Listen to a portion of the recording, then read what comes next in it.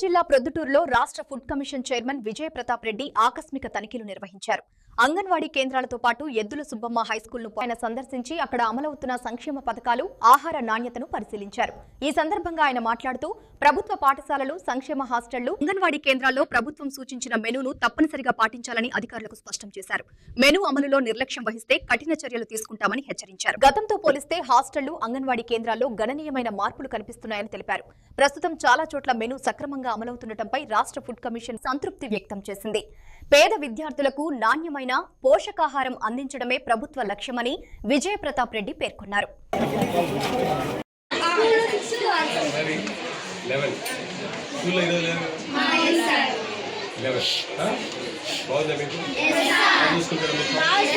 ఎంతమంది ఉన్నారు స్ట్రెంత్ మీ హాస్టల్లో? ఆల్ గర్ల్స్ ఇక్కడే ఉంటారు అందరూ? వేరే స్కూల్ వాళ్ళు కూడా బాగుంది మీకు అక్కడ? మీకు ఇస్తున్నారు మార్నింగ్ 3 times చికెన్ ఇస్తున్నారు, ఈవినింగ్ స్నాక్స్ ఇస్తున్నారా, మిల్లెట్ చికెన్ ఇస్తున్నారా, నైట్ ఫ్రూట్ ఇస్తున్నారా, నైట్ 2 కర్రీలు చేస్తున్నారా, ఒక కర్రీ అంటే సాంబారు ఒక కర్రీ అట్లా చేస్తున్నారా? మీకు బాగా హ్యాపీనా? మీకు ఉప్మా తీసేసి ఎగ్ ఫ్రైడ్ రైస్ ఓకేనా? మంచి క్లాసు లేదు, బాగా చదువుకోవాలి. మీకు ప్రభుత్వం ఇంత మంచి అవకాశాలు ఇచ్చింది. ఇక్కడ భోజనాలు, అక్కడ భోజనాలు, చూడండి, ₹1 ఖర్చు లేకుండా మీకు ప్రభుత్వం అన్నీ ఇస్తాం. మీరు చేయాల్సిన పని మంచి చదువుకోవడం. మీకు బట్టలు ఉతుకునే పని వేరే లేదు కదా, కాబట్టి మీరు బాగా చదువుకోవాలి. ఓకేనా? ట్యూషన్ మాస్టర్స్ వస్తారా? వెరీ గుడ్, వెరీ గుడ్, బాగా చదువుకోవాలి. All the best, all the best, go. మరి దాదాపు 250 మంది ఆడ పడిస్తే వీళ్ళు కలిపి 220 ఉందా? అంటే బాత్రూమ్స్ అన్నీ ఉన్నాయా? ఎట్లా అప్స్టేర్ కింద 2 ఉన్నాయా? మరి అక్కడ చెప్తున్నారు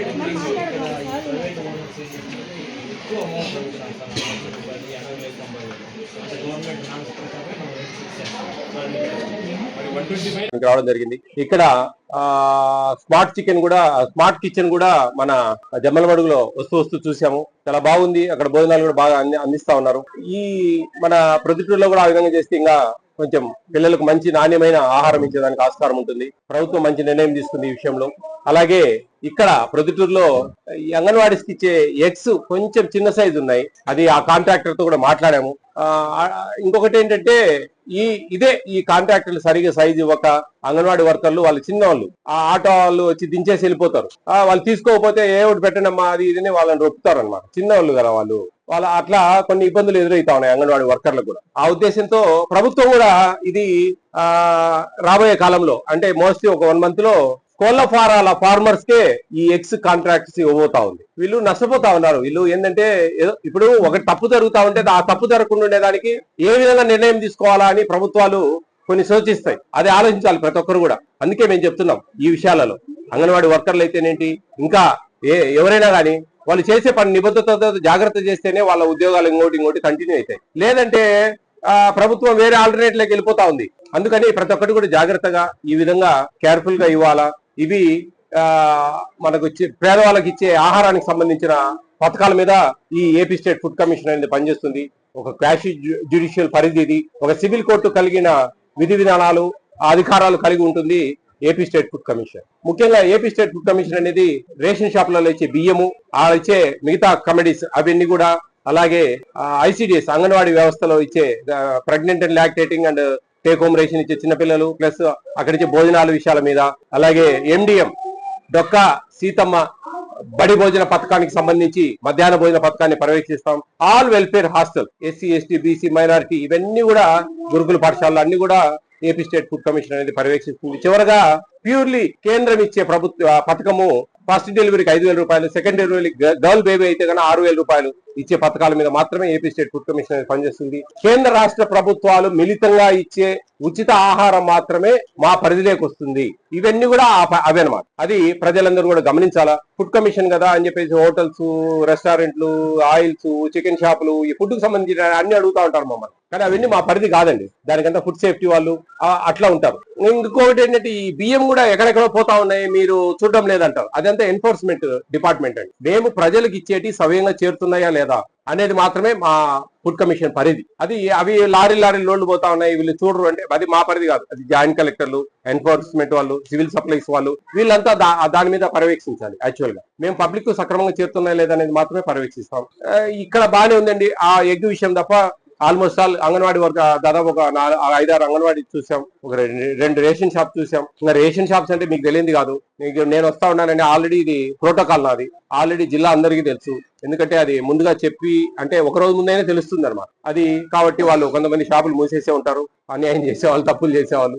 కొంతమంది ఇప్పుడు నాగిరెడ్డి గారు అని ఒక ఆయన చూసాం, చాలా బాగుంది. ఇంకొకటి తను లక్ష్మీనారాయణ అని ఆయన చూసాం, పర్వాలేదు బాగానే ఉంది. అంటే అంటే అంటే మేము వస్తున్నామని బాగా చేసిండొచ్చు. ఇంకోటి మేము పోయి ఏం చూస్తామండి, పబ్లిక్ గా పోయి ఏమన్నా డబ్బాలు పెడుతున్నారా, లేకుంటే స్టాక్స్ వేరియేషన్ ఎలా ఉంది, 17 రూపాయలు డబ్బులు తీసుకుంటున్నారా, 20 తీసుకుంటున్నారా, ఇవే పర్యవేక్షిస్తాం.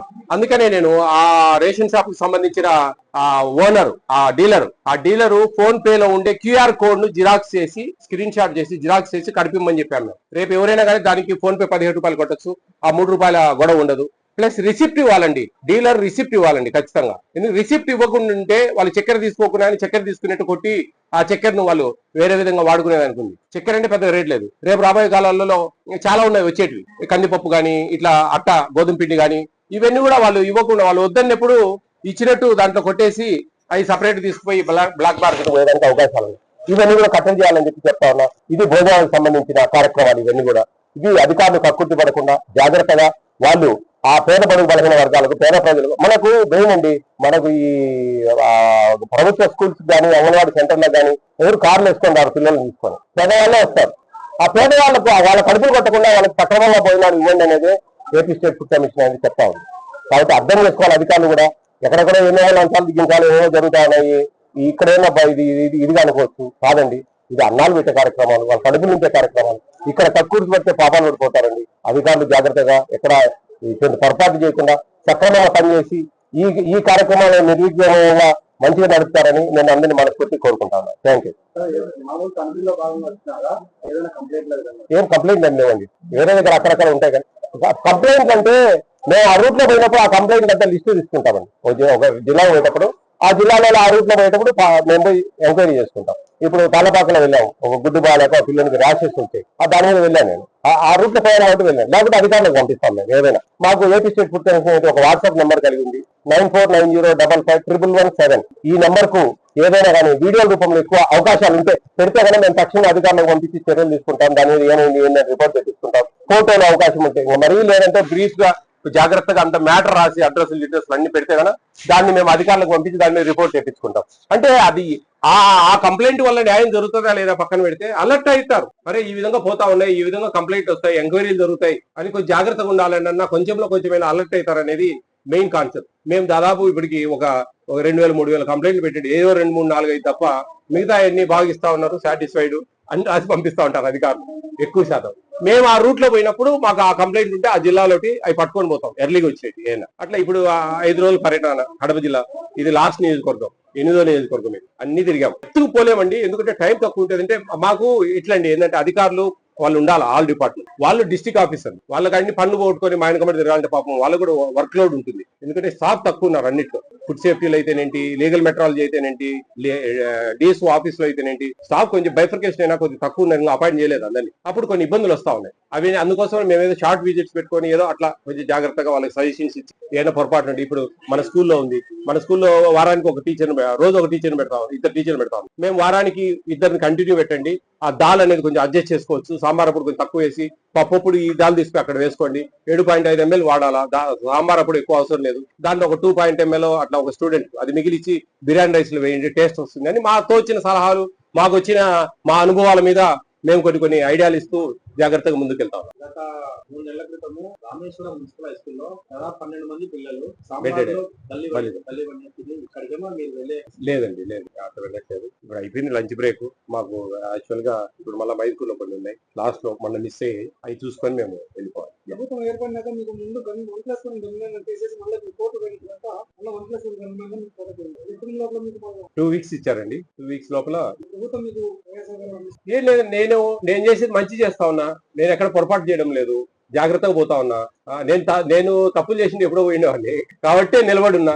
అయినా కానీ ఈ ప్రభుత్వం కూడా మంచి చేస్తా ఉన్నాడు, బాగానే ఉన్నాడు అని చెప్పి నన్ను ఎక్కడ డిస్టర్బ్ చేయడం లేదు. నా పని నేను చేస్తాను. చాలా మంది దగ్గర ఉండే ఆలోచిస్తే అందరూ కార్పొరేషన్ సంబంధించిన వాళ్ళు, కమిషన్ సంబంధించిన వాళ్ళు లేరు. కమిషన్ చైర్మన్ సార్ అక్కడే ఉన్నారు. అంటే లాజిక్ చెప్తాను. Corporation different, commission different. ఇది క్వాషీ జ్యుడిషియల్ 5 years టెన్యూర్. 2017లో జేఆర్ పుష్పరాజు గారిని మన ప్రస్తుత ముఖ్యమంత్రి నియమించారు. ఆయన 2022 వరకు ఉన్నారు. 2022లో నన్ను నియమించారు. ఏమంటే నేను కొంచెం అన్ని వీడియోస్ అవేర్నెస్ కోసం సోషల్ మీడియాలో పెట్టబట్టి కొద్దిగా ఏదో వచ్చింది, కానీ నేను ఏదో తిని పండుకుంటా అంటే నాకు ఎవరు నన్ను అడిగేవాళ్ళు లేదు. యాక్చువల్ గా ఈ ఫుడ్ కమిషన్ అనేది 2017లో ప్రారంభమైంది ఆల్ ఇండియా వరల్డ్. ఇది సెంట్రల్ గవర్నమెంట్ మేము ఇస్తున్న స్కీమ్స్ కు మాకు ఒక కమిషన్ కావాలి. అన్నిట్లో పార్టిషన్ ఉందండి, నేను చెప్పిన అన్నిట్లో. అప్పుడు మాకు ఒక కమిషన్ కావాలంటే ఇది ఏర్పాటు చేశారు 2017. స్వర్గీయ జేఆర్ పుష్పరాజు గారు ఫస్ట్ కమిషన్ చైర్మన్ గా ఉన్నారు. 2022లో నేను ఉన్నా. 2027 మార్చి వరకు ఉంటారు. దీంట్లో టెన్యూర్ ఇది 5 years. ఎవరు తీయలేరు. ఏదైనా ల్యాబ్స్ ఉంటే తీస్తారండి, ఏదైనా అంటే కాజెస్ బలమైన కారణాలు ఉంటే కన్నా వాటి మీద మా మీద చర్యలు తీస్తారు. అవేమి నా దగ్గర ఏం లేవు, అవకాశం కూడా లేదు. కాబట్టి 2027 మార్చి వరకు నేను ఈ పదవిలో కొనసాగుతాను. ఓకేనండి, థ్యాంక్ యూ వెరీ మచ్.